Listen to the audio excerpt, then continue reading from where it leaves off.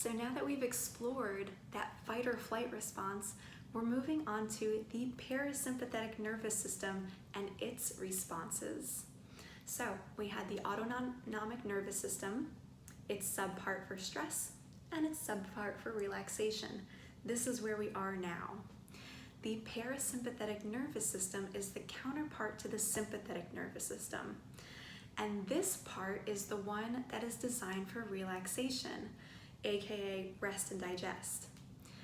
This nervous system response is a group of physiological changes and hormonal changes that cause a decrease in sympathetic nervous system activity.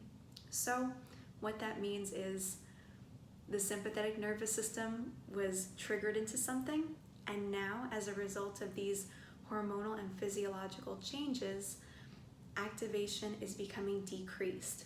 We call that down regulation. You can think about down regulation as being the dimmer switch on the wall, where you might go from really bright light during the day to dimmer mood lighting for the evening or for supper time. And during these processes, the adrenals decrease the amount of adrenaline or epinephrine and cortisol release. And it is a result of a set of complex chemical changes along the HPA axis. And of course, that's an acronym. HPA stands for hypothalamus, which is the control center of the body for hormones. Secondly, the pituitary gland, which is our major endocrine gland that kind of runs the show for all of our endocrine system, and the adrenals. And this set of changes brings the body back into allostasis. Allostasis means natural stress modulation for easy living. And we have some important benefits of the activation of the parasympathetic nervous system. We touched on them a little bit before. We will experience, as we relax, increased activity in intestines and glands. Our sphincters relax. Ooh, what's a sphincter? A sphincter is any circular muscle in the body. We have them here.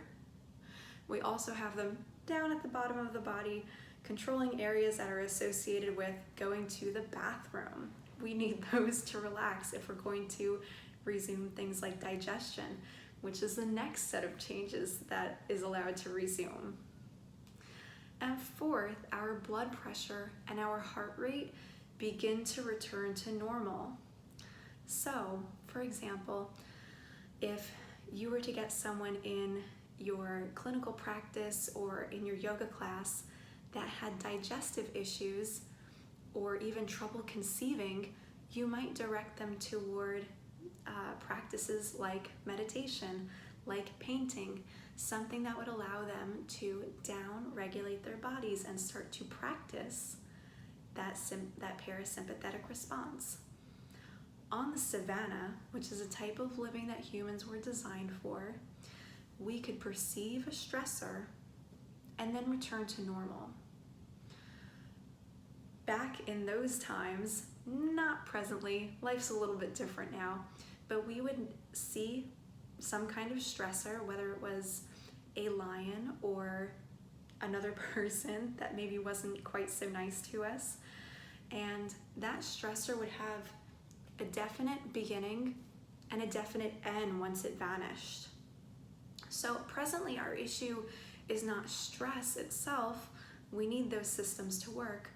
The issue is the imbalance of stress. And we have two imbalanced states of stress.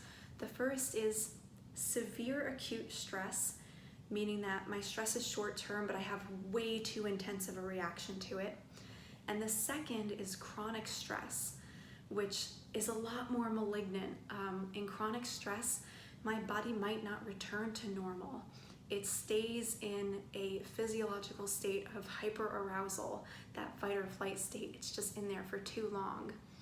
And these two things can mean that my parasympathetic nervous system is either not functioning properly or it's rarely, if ever, turned on at all.